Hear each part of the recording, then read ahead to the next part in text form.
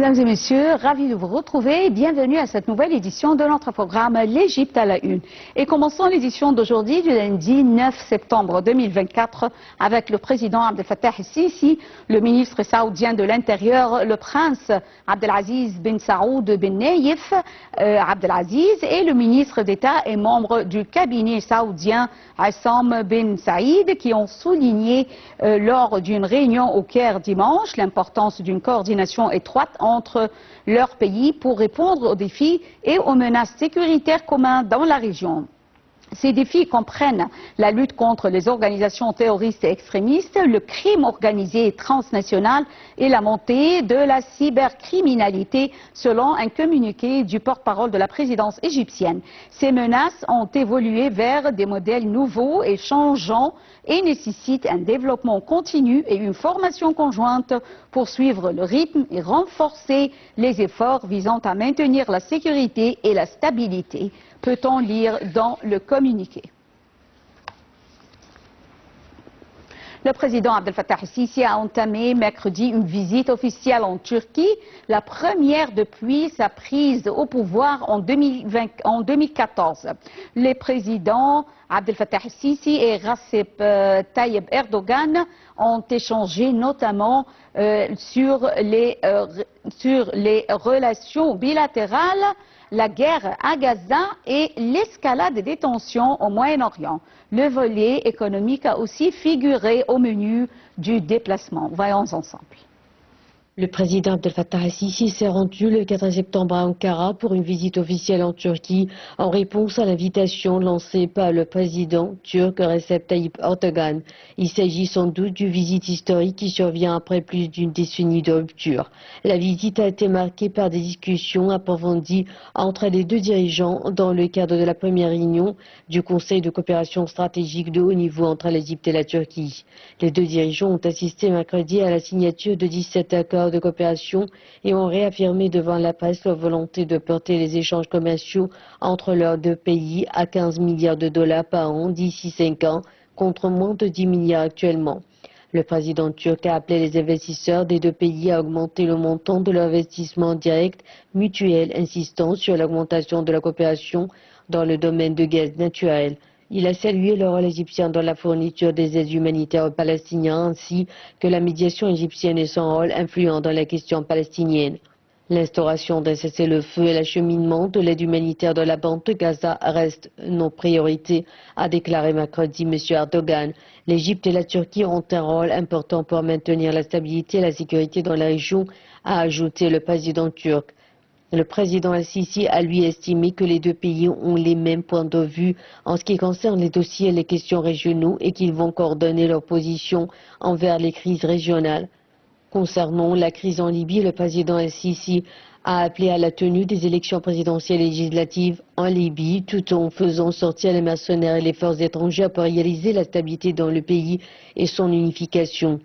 Pour la crise syrienne, les deux pays doivent trouver une issue politique pour résoudre les différends entre les Syriens et parvenir à l'unification de la Syrie. Concernant la crise soudanaise, le président el-Sisi a pour sa part indiqué qu'un cessez-le-feu est essentiel pour la stabilité du pays et pour trouver un règlement politique.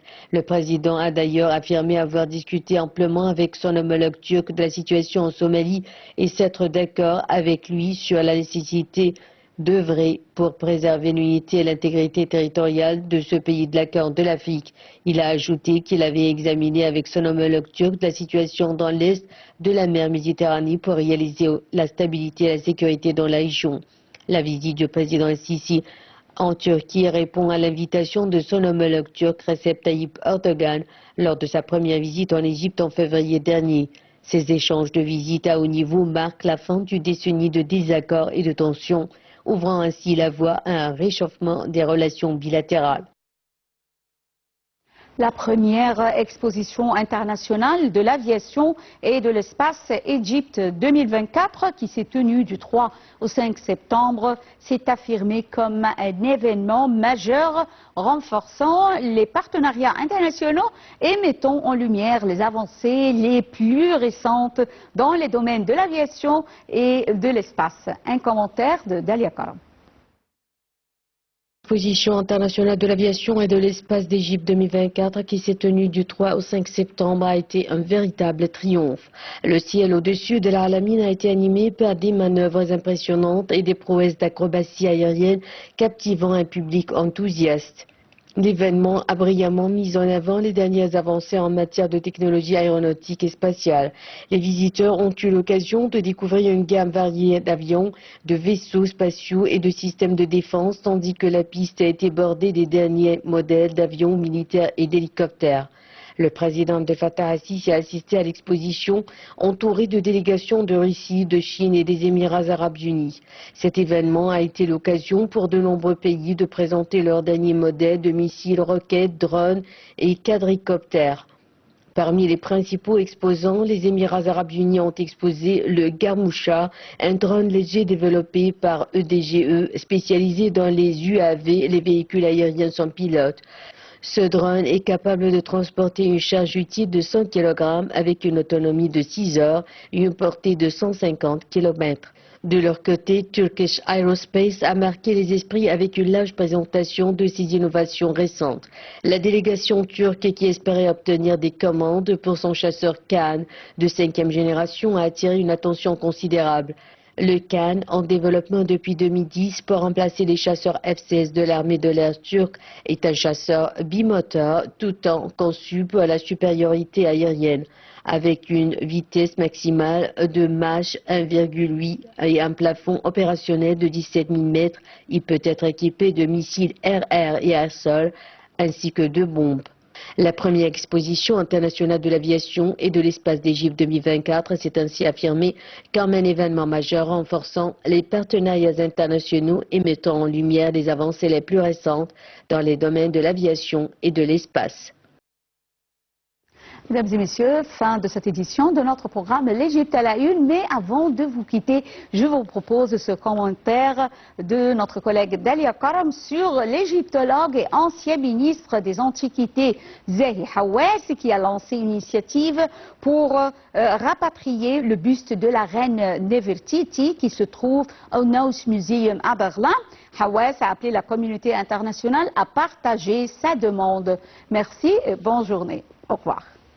L'égyptologue et ancien ministre des Antiquités Zahi Hawass a lancé une initiative visant à rapatrier le buste de la reine Nefertiti, vieux de 3400 ans, en soumettant une pétition internationale demandant le retour du buste emblématique dans son pays d'origine après des décennies d'exposition à Berlin, en Allemagne.